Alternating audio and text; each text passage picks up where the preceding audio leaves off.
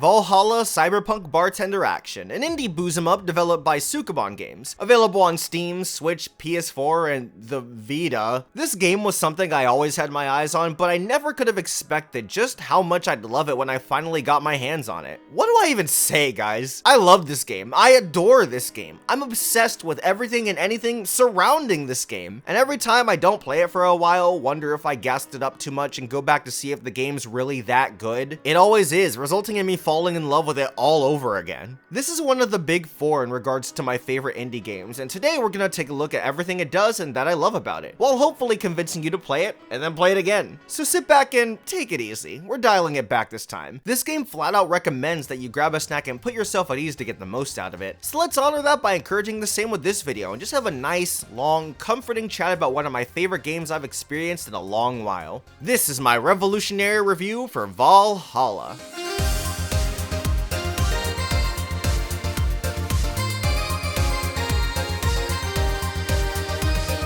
For starters, what even is a booze 'em up? What's Valhalla about in general? Well, it's a bartender simulator with visual novel elements, as the game puts it. You play as Jill Stingray and work at, well, Valhalla, a cozy little bar tucked away in Glitch City. And this screen right here is where you'll be spending most of your playtime, because the name of the game is the phrase Jill says before nearly every shift: mixing drinks and changing lives. A shift will usually consist of you having a patron come in and ordering something to drink, and that being the icebreaker for a conversation. After a couple of people, you'll take a break, do it some more, get paid depending on how well you did, hop back to your apartment to relax a bit, then do it all over again. You'll use the money you made to get some extra trinkets that'll help Jill focus more or pass certain checkpoints. Don't worry, these aren't too punishing or anything, they're more here to contribute to one of the many ending scenarios you can receive once your playthrough is all said and done. I played this game on the Switch, and given that this game was developed primarily for PC, the act of mixing drinks was a bit unconventional. But I've had my fair share of games controlling with a notable disregard to the status quo, so this was simply something I had to approach with a similar mindset as I did those games. That mindset being, I'll get used to it soon enough. And that's exactly what happened here. It's different, but completely functional and became second nature after mixing just a couple of drinks. And thanks to the recipe book, knowing how to make drinks is as simple as looking them up. But then that begs various questions. What's the real point of all this? How can something so straightforward and seemingly handholdy remain investing for many hours? And those are all fair, but it's all in the writing and how the simple gameplay mechanics pave the way for depth that broaden the scope of an incredibly engaging world full of endearing characters. This is a game that begs to be replayed over and over again due to its non-linear story. But Mr. Revolution, this game doesn't have dialogue choices. How can the experience be different each time I play it? Well, take a look at what you've been doing this whole time. People ask for specific drinks, but there's literally nothing stopping you from serving these patrons whatever the hell you want. And that freedom allows for experimentation and a plethora of outcomes. What you serve will warrant different responses from different people at different times, and determine how they act toward Jill. Obviously, if you continue to satisfy them, they'll warm up to you and share more intimate details. But maybe you want to be an asshole and just keep doing the exact opposite of what they want, and you won't get much of a conversation out of them. Or, if you play your cards right, you'll have many opportunities to get people crazy drunk. And boy, oh boy, I'll be damned if those interactions ever fail to disappoint. This in of itself adds so much lasting power to the game, because the list of drinks, how your catalog can expand depending on previous actions taken in past shifts, and all the options you have are through the roof. The developers want you to experiment, and as a result, I'm constantly finding new things about this game even when using guides to see some unique scenarios in subsequent playthroughs. A crazy amount of work went into making all of these branching routes, and it shows. I described this game as being too short once upon a time, but man, I was wrong. I was so wrong. One playthrough isn't the longest thing in the world, sure, but Valhalla's replayability naturally expands its lifespan a ton. There's so much to see that finding out everything about this game will make your playthrough over twice as long as it would be should you go one time through, even with New Game Plus benefits such as maintaining all your in-game purchases and finances. And that replay heavy mindset goes double for all of the minigames this title throws at you in the main story. For example, there's this first one, when Jill and her boss Donna just decide to kick it back and chat over some cheap beer. This is one of my favorite moments in the game, if not for the writing, then for how many different ways you can go about it. See, you can just read through the dialogue straightforward if you want, and given how engaging it is, I couldn't blame you. But you have the option to take a sip from your drink if you want, which came across as a strange inclusion in my first playthrough. Is this to make it feel like I'm doing more in this game other than progressing dialogue? It's all good, game. I'm into the conversation. No need for this. But no, this drinking mechanic will contribute points to Jill's alcohol levels, and depending on what whether she's sober, tipsy, or even straight up wasted, they'll start talking about different things. I spent over an hour here constantly going back to the beginning of the conversation and going through it, passing various thresholds of ingested alcohol, and it blew my mind how many different ways these scenes could go down. And the crazy part about all of these branching paths, not just in the minigames but across the main story, the game remembers. These always come back in natural, satisfying ways. People will remember if and when you get them drunk.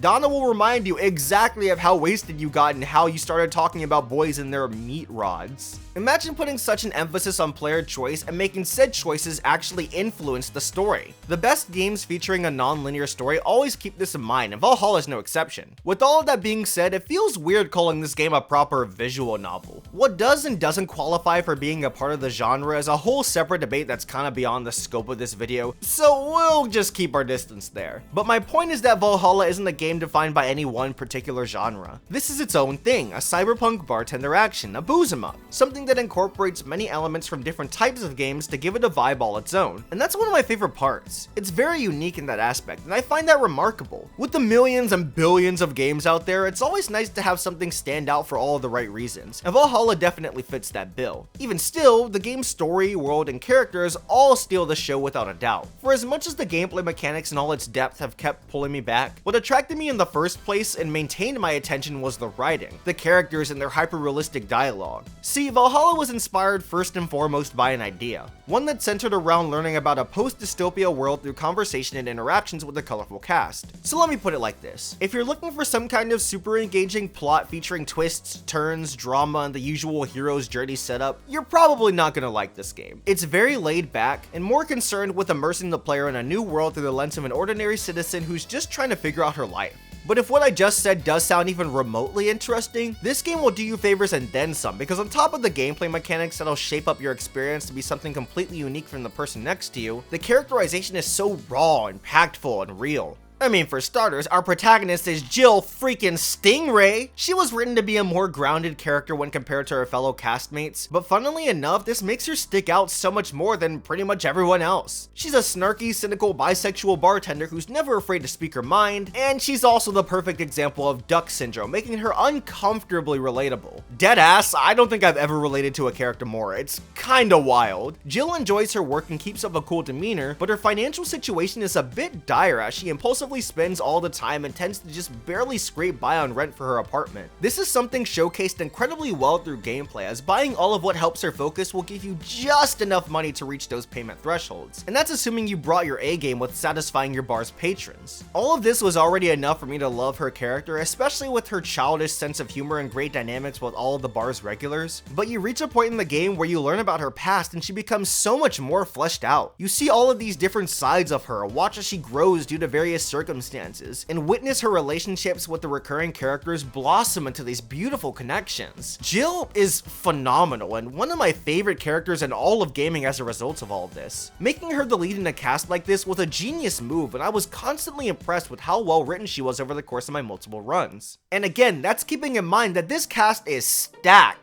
Dorothy is an android sex worker who has such a big personality and is one of the most memorable in the game due to her friendliness towards everyone and crazy amounts of maturity constantly displayed. Alma is a female hacker who has a lot of relationship and family drama, but ends up becoming one of Jill's best friends, gives a lot of insightful life advice, and bounces well off of anyone. Sei is a knight with a heart of gold who deals with way too much crap, none of which she deserves because she's a literal angel, but somehow always takes these opportunities to become a better person. Shoutouts to all of the characters I mentioned being women, by the way. I love seeing the representation, especially with Jill being a bisexual lead. This stuff matters, people, and I want more of it in my video games. Like, despite being a game about waifus, it's not grimy or exploitive in any way, much like the word could lead you to believe. This is simply a game with a primarily female cast, and I love that. And while on the topic of how progressive and mature this game is, the conversations you have are super unfiltered, especially when you get someone drunk and what filters may have been there fly off, which is yet another one of the game's biggest strengths. Characters will freely speak their minds and say what they want, which no doubt contributed to the game's M rating, but contributed even more to making the dialogue insanely natural. This all sucks me into the world of the game and makes me that much more immersed. I love how the game doesn't stumble into any pitfalls that would potentially pull me out of the experience. When I play Valhalla, it's just me and the game. And above all else, what reason do we throw ourselves into experiences like these other than to get immersed? It's so immersive, I almost want to call Glitch City itself a character. We don't get to see much of it firsthand, but everything we learn about it through conversation is exactly what you need to paint a vivid image. And the game throws so much flavor text at you that you swear you know everything about it regardless. While in your room, you can read many online articles showcasing people chatting about their lives and the many local events going on, whether those be concerts or large-scale crimes. Combined with all of this being done through apps on Jill's phone, this all contributes to sucking the player into the experience. All of this talk about the dialogue, world building, and characterization, it's easy to forget that there's no real plot, huh?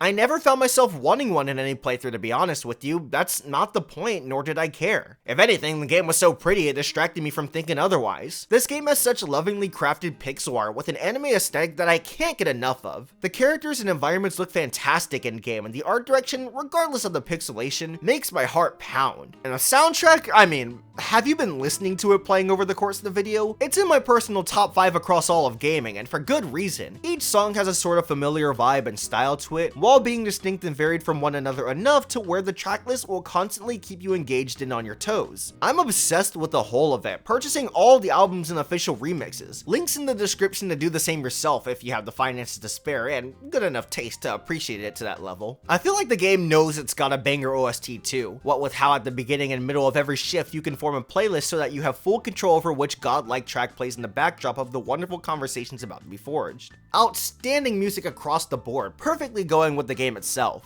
Is Valhalla perfect? Not really, but do I feel like going over the flaws? No. And honestly, who cares about the negatives? I certainly don't while playing, because there's just way too much good going on. At the end of the day, what is Valhalla? What is it trying to do? Valhalla is a boost 'em up about mixing drinks and changing lives. It's a game that sets out to immerse the player in a creative location through the lens of a down-to-earth, relatable character and tells you everything you'd want to know about it by delivering natural dialogue between a pack of endearing characters. It takes everything from the ways it presents itself to the various methods in which you play the game and meshes them together to create an experience all its own. A cyberpunk bartender action game. Does it succeed at all this? Of course it does. It succeeds and then some. And again, if you have any interest in playing, do yourself a favor and get on it. If you've already played it, I'd like to encourage you to give it another whirl and do everything in your power to make this playthrough different from the last. Get patrons drunk, play around with some of the orders and see how much that changes the conversation, if at all. And try out all of the options in the minigames. This will help you learn more about the city, the cast, and above all else, forge a stronger connection between you and the game. Replay value is a lost art, people, and this game's one of the biggest examples of that very fact.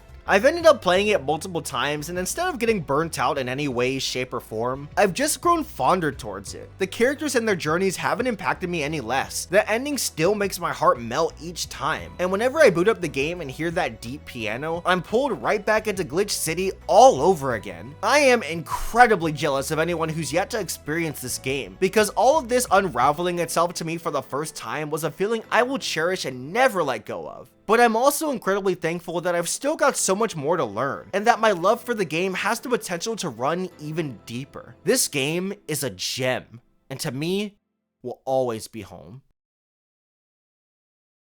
A big thank you goes out to all of my lovely patrons, and a special shout out to all of the $10 tier Mystic artists, who go by the names of First Lieutenant Noguchi, Capone Ardelaine, Comic Foil, Floragrar, Gaius, Mecha, Neolab, Noah Ignis, and Steve Appleman. To have your name spoken by my try-hard sexy voice, join the $10 tier today for this perk along with ridiculously early access to all of my major videos, including ones like this. For your name listed here along with the other patrons, join the $2 base artist tier or the $5 burst artist tier, with the latter giving you week early video access as well as Patreon exclusive video content. More information on the Patreon can be found through the link in the description below. If anything, liking the video would be greatly appreciated, and feel free to give me your thoughts on Valhalla in the comments. However you choose to support the channel or not, thank you for watching the video, and so long as you stay hydrated, I'll see you in whatever we do next.